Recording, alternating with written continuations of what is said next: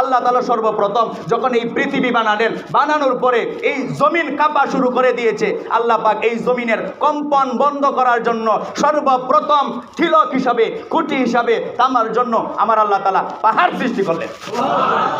পাহাড় সৃষ্টি করার পরে দুনিয়ার কম্পন বন্ধ হয়ে গেল। এত শক্তিশালী পাহাড়ের ফেরেশতারা দেখে অবাক হয়ে গেলেন। ফেরেশতারা বলেন, হে আমার আল্লাহ, এই পাহাড়ের চেয়ে শক্তিশালী কি আরো কিছু আছে যে জমিনের কম্পন বন্ধ করে দিয়েছে?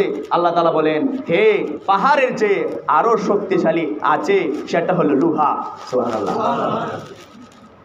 লোহা এই পাথর পাহাড় পর্যন্ত কেটে দিতে পারে, পাহাড় কেটে দেয়, লোহার এত শক্তি। ফেরেশতারা এবার জিজ্ঞাসা করে, হে আল্লাহ, তো এই লোহার থেকে কি আরো শক্তিশালী কিছু আছে? আল্লাহ তাআলা বললেন, হে ফেরেশতারা, হ্যাঁ আছে। লোহার চেয়েও শক্তিশালী হইল আগুন। লোহা যদি আগুনে পড়ে যায়, আগুন পুড়ে যাবে, আগুনের অনেক শক্তি। এবার ফেরেশতারা অবাক হয়ে জিজ্ঞাসা করলেন, হে আল্লাহ, আগুনের চেয়ে কি আরো বেশি শক্তিশালী কিছু আছে? আল্লাহ বললেন, হে আছে, তা হলো পানি। আগুন দাউ দাউ করে জ্বলছে, পানি যখন ঢেলে দিবে একবার সব নিঃশেষ হয়ে যাবে। এবার ফেরেশতারা অবাক হয়ে জিজ্ঞাসা করলেন, হে আল্লাহ, এই পানির চেয়েও কি শক্তিশালী আরো কিছু আছে?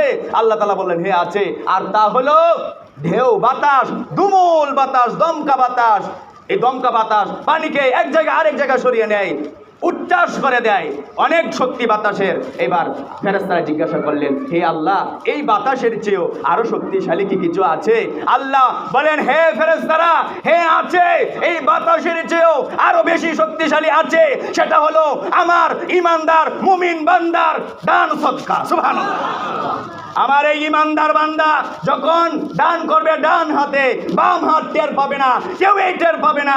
গোপনে যেই বান্দা দান করে, ওই বান্দার প্রতি আমি এত খুশি হয়ে যাই, ওই বান্দার প্রতি আমি এত নরম হয়ে যাই, আমি মহান শক্তিশালী আল্লাহ পর্যন্ত ওই বান্দার প্রতি আমি নরম হয়ে যাই, যেই বান্দা গোপনে দান করে কেউকে টের পেতে দেয় না।